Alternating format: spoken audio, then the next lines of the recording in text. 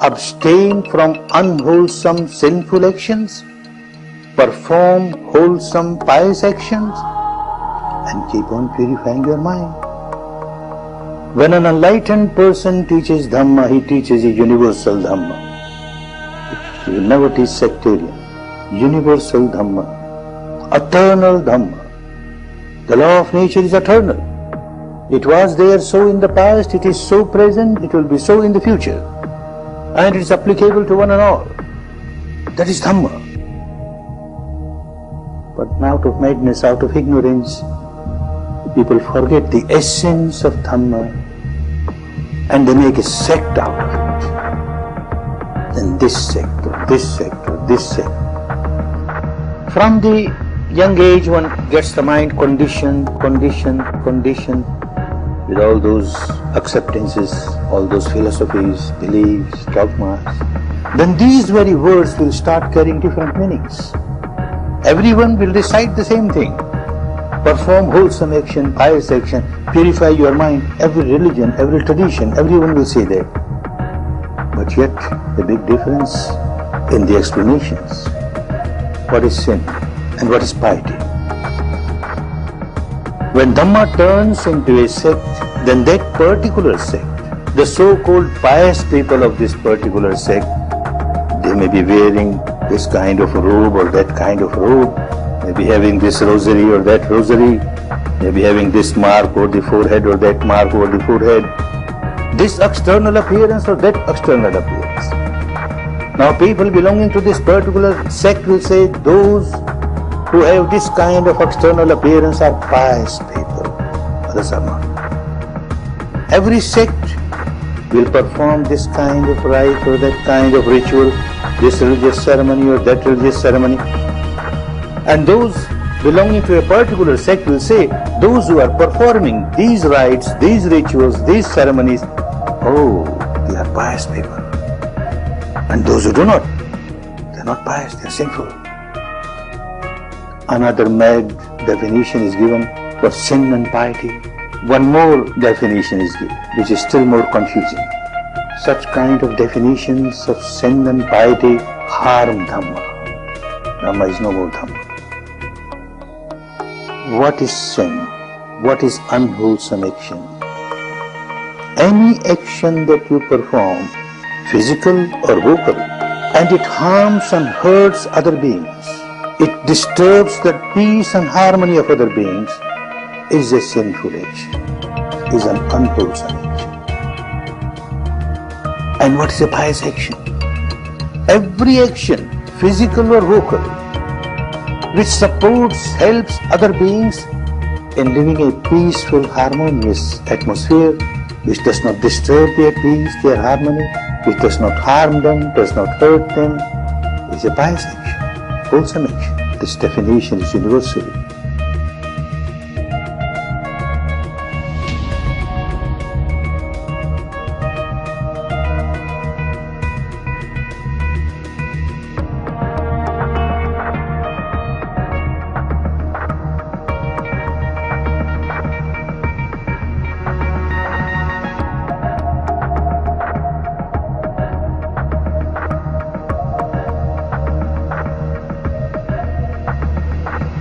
An example, someone is sick, goes to a doctor examines and then writes medicine, a prescription on a paper.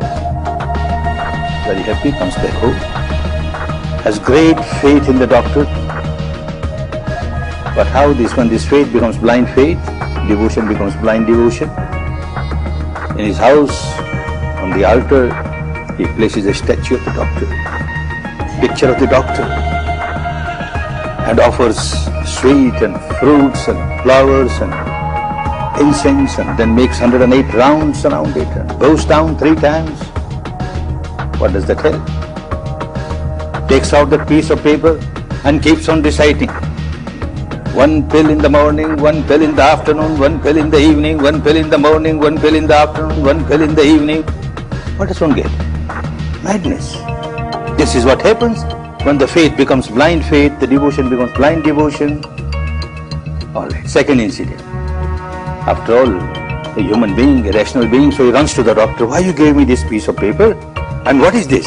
How will it help me? The doctor is an intelligent fellow. He says, well, look, this is your disease. And this is the cause of the disease. If you take this medicine, this cause will get eradicated. When the cause gets eradicated, your sickness gets eradicated. Ah, wonderful. Now I understand. My doctor is so wonderful. His medicine is so wonderful. And what he does now? Coming back home, he starts fighting with all the neighbors. Useless, your doctors are all useless. My doctor is wonderful. The medicine suggested by your doctors is useless. The medicine suggested by my doctor is wonderful.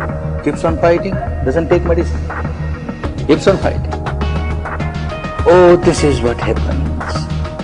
Every wise person, a saintly person, an enlightened person, when he finds people miserable, suffering, then he gives this prescription of Dhamma. Nobody tries to practice. They start different sects, beliefs, dogmas, rites, rituals, and get involved in that, and nobody practices. No benefit.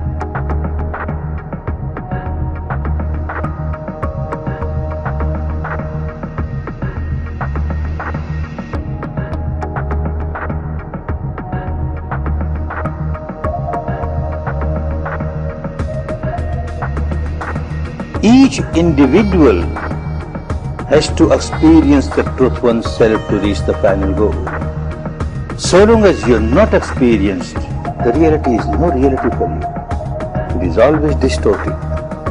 The reality experienced by an enlightened person, the Buddha, or say Christ, or say Muhammad, is the reality for those people, not for you. When you reach that stage and realize yourself, it becomes a reality for you, not till then. This person, Siddhartha Gautama, he realized the truth within himself, developed his Bhavanamaya Panya, and became an enlightened person, became a liberated person. This Panya that is developed within himself could liberate only one person, not two. And that one person was Gautama, Siddhartha Gautama, none else. None else can liberate it because of his wisdom.